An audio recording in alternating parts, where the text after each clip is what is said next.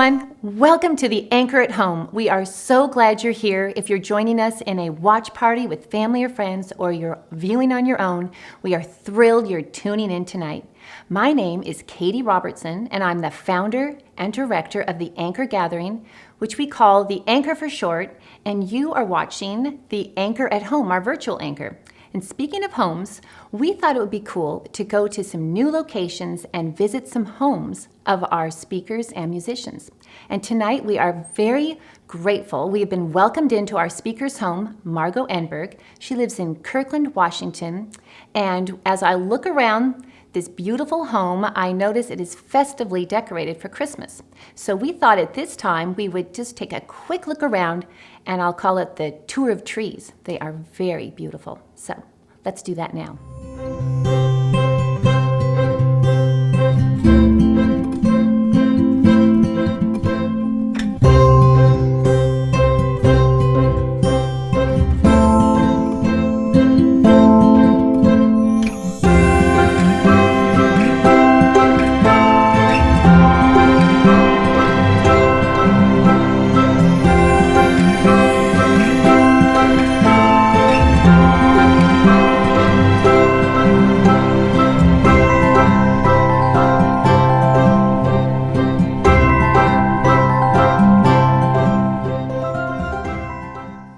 At this time, before we get started with our program, I'd like to share the briefest history of how the Anchor all began. And it began in my town, Gig Harbor, Washington, shortly after the biggest storm hit my life. And that was when my oldest daughter, Karina, passed away after a 5-year battle with cancer. And it was during that time that my faith in Jesus held so strong for myself and Karina and our whole family that I just wanted to share with everyone how real Jesus is. And as I really thought about that, I thought what really held me so strong was that I had the strength to keep living when I didn't think I could go on without my daughter. And I had the peace that surpasses all understanding. It's hard to explain, but that peace and then the love and the hope that have come through the Lord just loving on us in so many different ways, I just developed a passion to want everyone to know Jesus is real. So I gathered some friends in my living room, and we came up with this idea for a gathering for women of all ages, and we're going to call it the Anchor. And here it is. It has just been an amazing journey. We founded it on a Bible verse that I never knew existed, and it is the anchor verse. I looked it up in the concordance, wondering, is the word anchor even in the Bible? And sure enough, it is the best verse, Hebrews 6:19. We have this hope, Jesus, as an anchor for the soul, firm and secure. And that verse, I'm like, where's this been all my life? It is so perfect for the anchor and the great news we want to share. So we are glad you're with us at this time. Our hope and prayer for you tonight is that you'd be able to sit back, take a deep breath, take a little rest from the stormy times of life, wherever you are right now and what's going on in your little worlds, that you could just be encouraged, which literally means be filled with hope, and that you'd be anchored in your faith wherever you are on that journey. You could be first time hearing about Jesus or walking with him a long time, that you'd be anchored in your friendships, old and new. So at this time, we like to start the Anchor at Home with music. And we are very honored that we get to hear from Joyce Sieben. And Joyce is a violinist. She learned to play the violin as a little girl. She was inspired by her grandfather from Finland. And she has played in many quartets and she's played in many of Michael W. Smith's Christmas concerts, which I think is so cool. She's played in the Northwest Orchestra when Michael W. Smith comes to town. And she also, I like to mention on the side, she has a business. She loves to make Scandinavian bread. It's called Svea. And she lives in Bothell with her husband and 3 sons. So thank you. We are looking forward to hearing some beautiful Christmas music.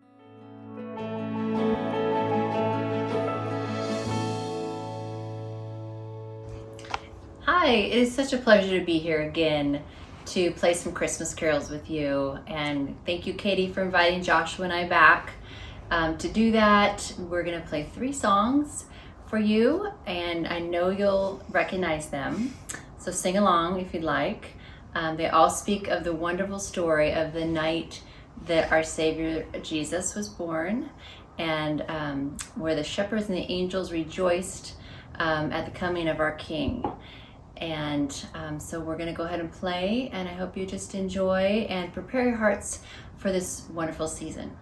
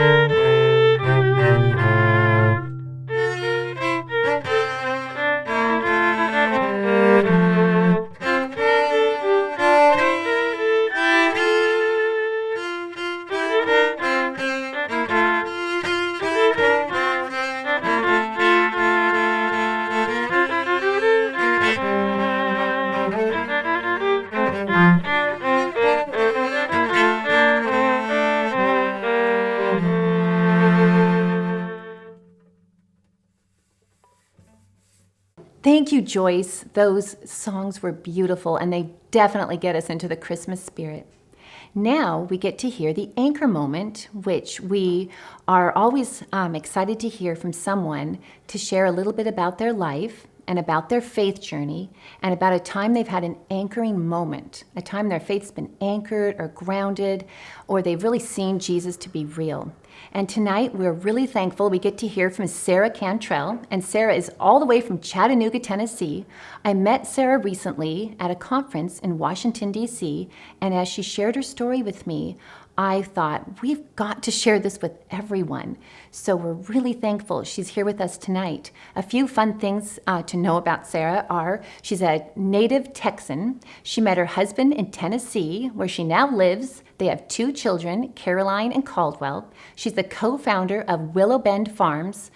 It's an organization that rescues women or restores women that have been rescued from trafficking in her area. And she's very passionate about justice and cooking and travel. Thank you, Sarah.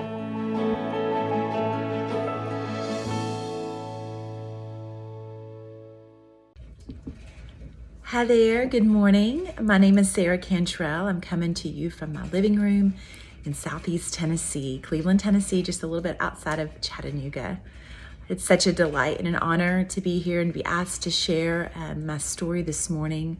My dear friend Katie was so gracious to extend an invitation to me to tell a little bit about my personal story, my walk with God, my journey over these last couple of years, the years that I could tell you honestly have been the moments that have really anchored me in who I am as a woman and as a follower of Jesus.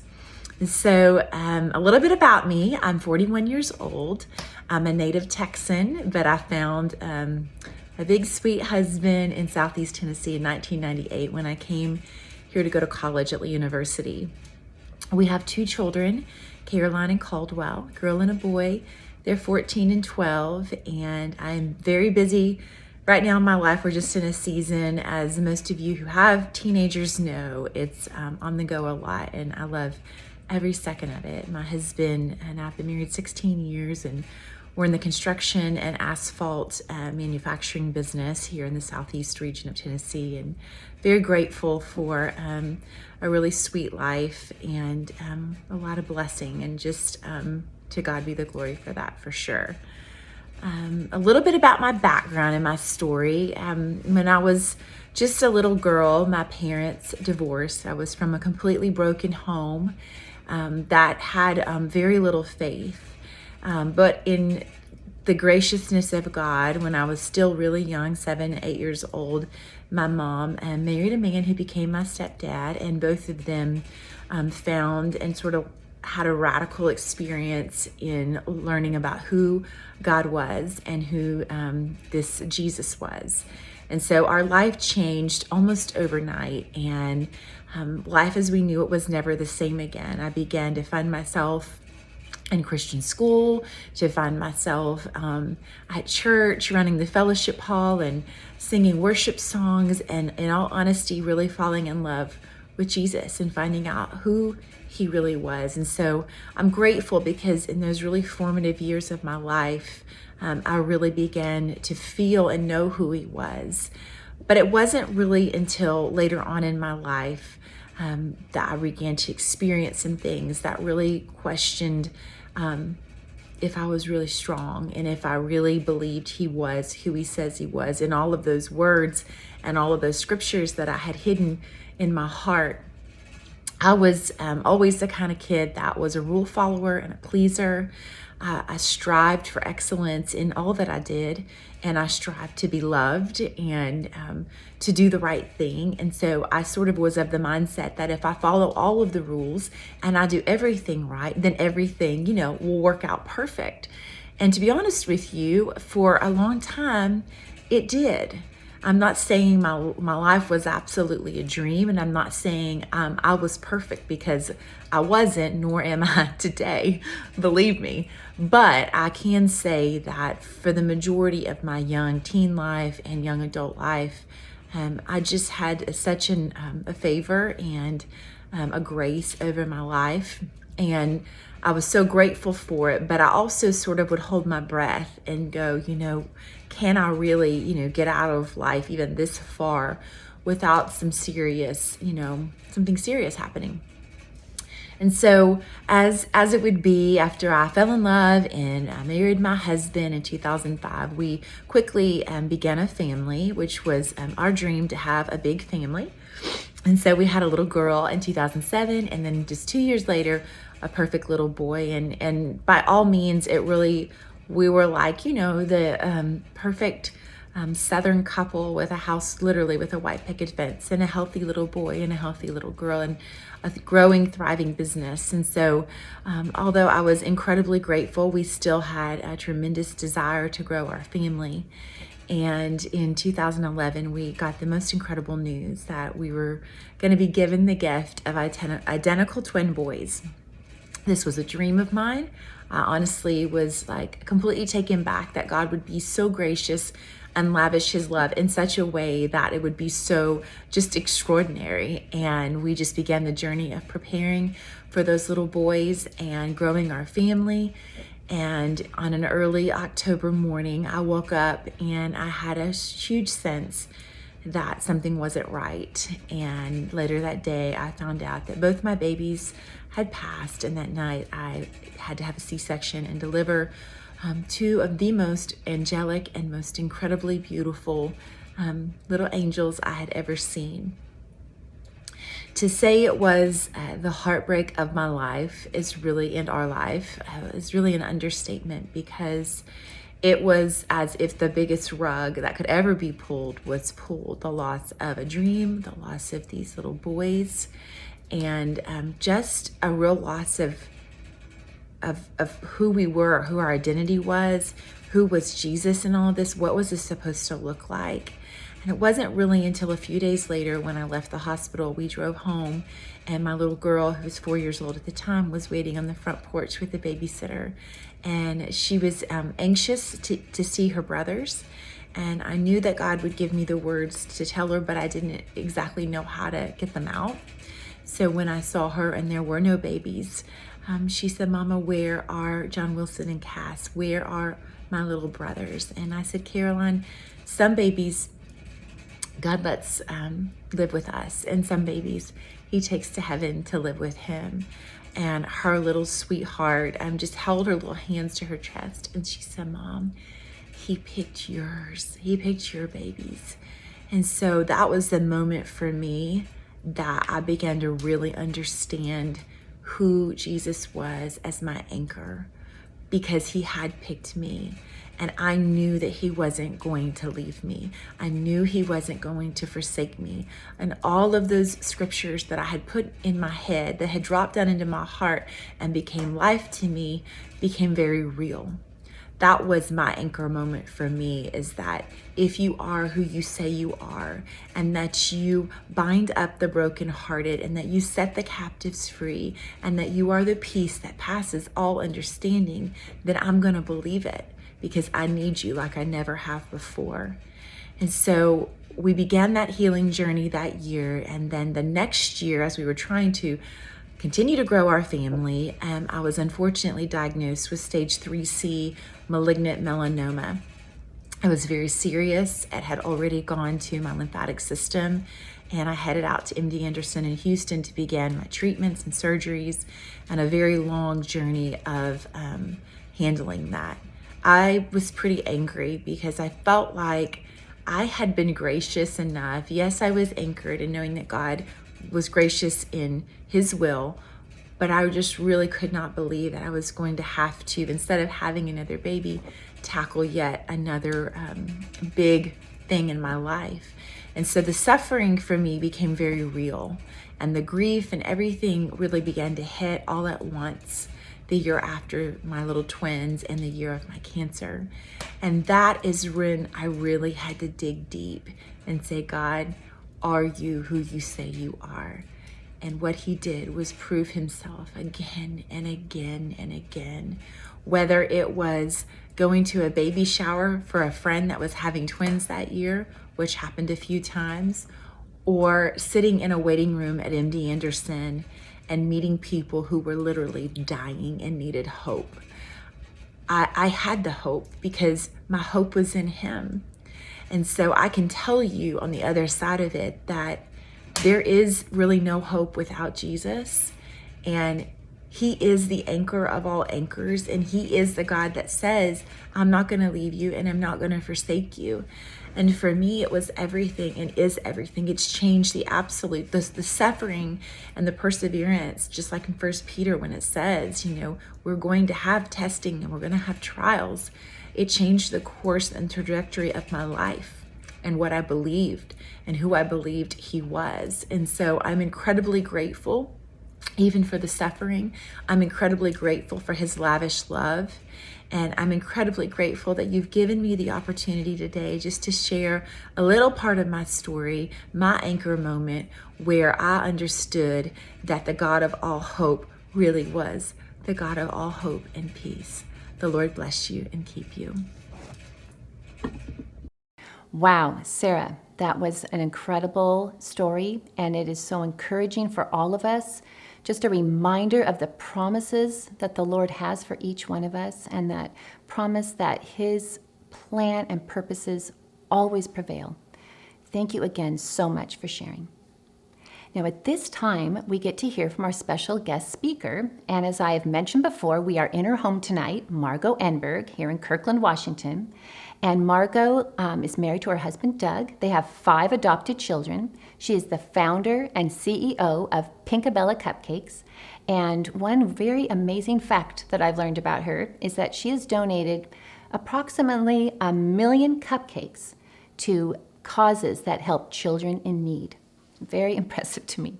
So we are really grateful that we get to hear from Margo tonight.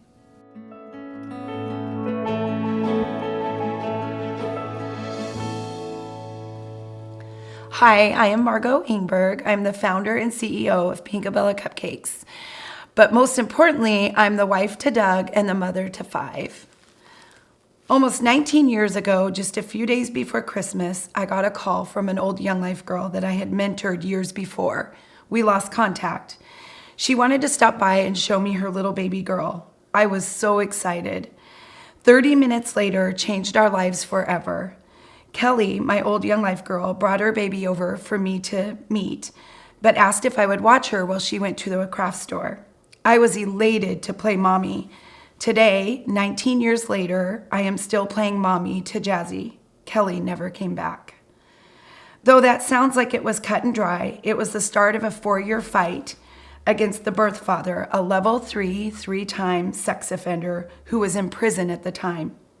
Hard to believe we even had to fight for her, given he had recently kidnapped her from Bellevue Square, leading the police on a high-speed chase from Bellevue Square to Renton, where he eventually dropped her off on the side of the highway.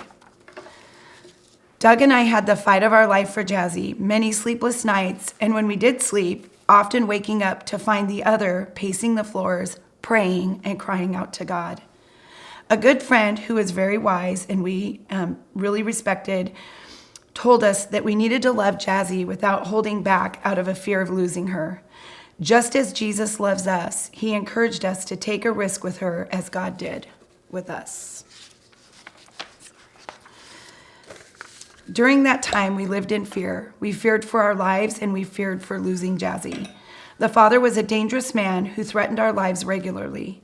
He threatened to kill us, to take Jazzy, and would drive by our house, even showing up at our kids' school, one time putting our school in lockdown. He terrorized us. In fact, currently today, we have a lifetime restraining order on the father. Though it was a difficult time, all we could do was lean into God. He met us in our fears and weakness. Again, we find our hope in Jesus. Through the journey of adopting Jazzy, my husband and I became keenly aware of the fact that there were many children who needed a home. We started the process of adopting a baby girl from Guatemala, thinking our daughter needed a sibling. That's what I told Doug. We were in Guatemala to meet our baby, and even though we went there to meet a specific little girl, I was surprised to see the facilitators lined up at the door to show us all the little babies. It was overwhelming. Sadly, it was like a puppy pound. Well, on our visit trip to see our baby, Mia, we met 2 older children on the elevator when the facilitator brought the baby to us. They were then 7 and 9, and they asked in Spanish if we were adopting them.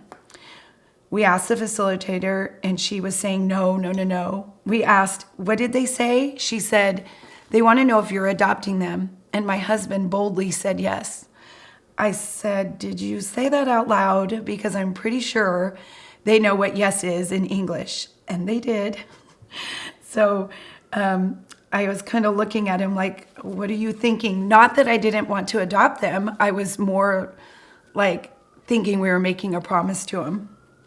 But she informed us that they were taking them to another family to meet.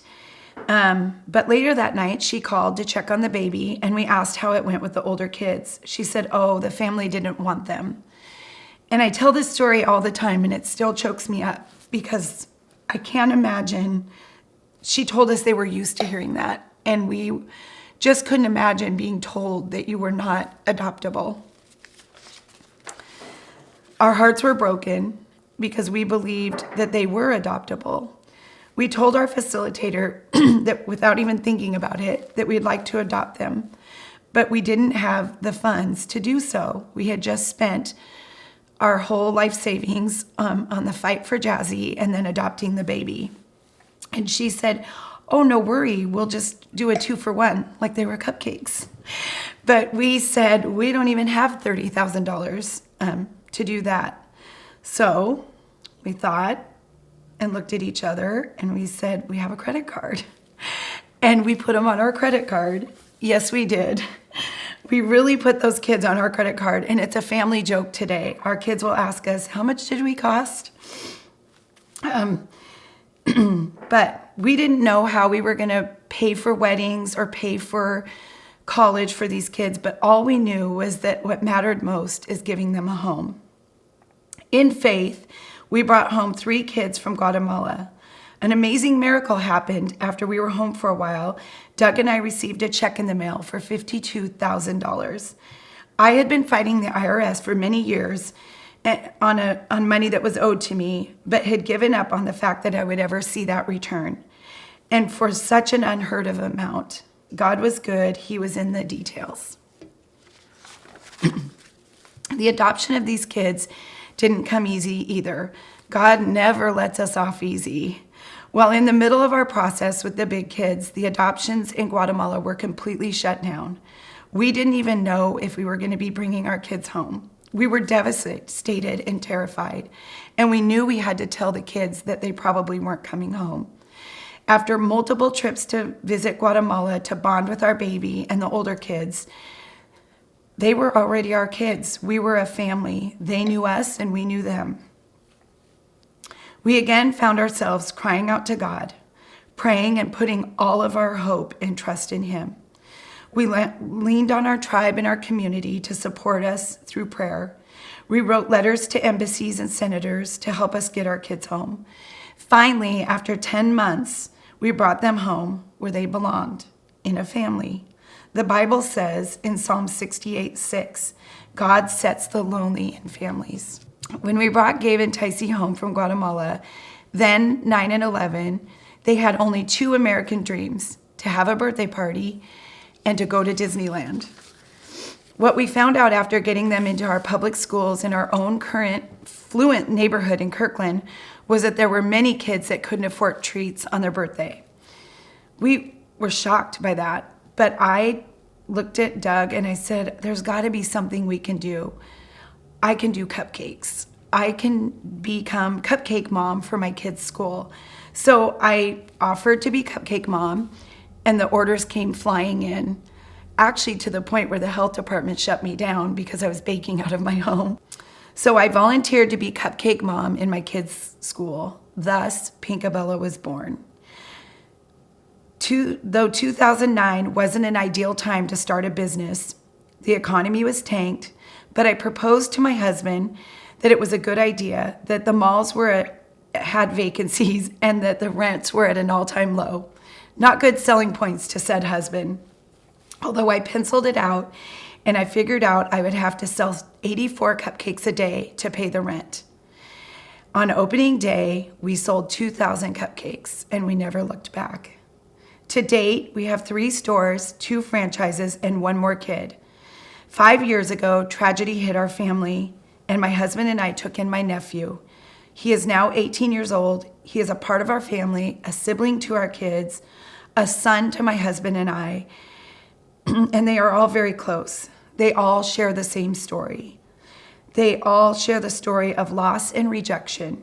They all have a hole in their hearts, and I guess you could say I do too. Coming from a life of broken promises, alcoholic parents, tragedy and loss, even feeling unloved most of my life, because I share that same loss, even as a little girl, God gave me a heart for the unloved, the unlovable, and the underserved. My family had a joke when we were growing up that Margo doesn't bring home stray pets, she brings home stray people. I once picked up a homeless man in college and drove him from Capitol Hill to Snohomish, my parents' house, in hopes that we could keep him. Though I had to return him, I am certain that even if only for a moment in his life, he felt loved and cared for. He felt hugged by God. Maybe you are listening to this and you have felt lost, lonely, or fearful. This last 18 months has impacted all of us in some way. For us, our business went from 5 stores down to 3. We were fearful we weren't going to make it. In fact, my husband recalls a conversation recently where I said, I don't even know how our doors are still open. But like all the situations before, God met us. He met us when we acted in faith to adopt our kids. When we received the unexpected IRS refund. He met our kids when he fulfilled their heart's desires to belong to a family. Most recently, he met me in a hospital bed where I was in fear of losing my life from COVID. Those 10 days in the hospital were some of the darkest days of my life, yet God met me there and made himself so real. He used his people, more than I can count, to reach out to me with scriptures, words of hope, and worship music that brought me out of my darkness to a place of calmness and peace. I hope you are inspired to give love to the loveless, to offer hope to someone who is hurting, to show up in unexpected ways for someone who needs it most. My challenge for you tonight is that you will be the hands and feet of Jesus to offer hope to a world that is desperate to know him. I am so thankful that I am not what happened to me. I am thankful that God rescued me, the unloved, the lonely, the underserved. I want to leave you with one more thing. There isn't a woman in the Bible used by God that had it easy. Ruth didn't have it easy. Esther didn't have it easy. Sarah didn't have it easy. Hannah and Mary didn't have it easy.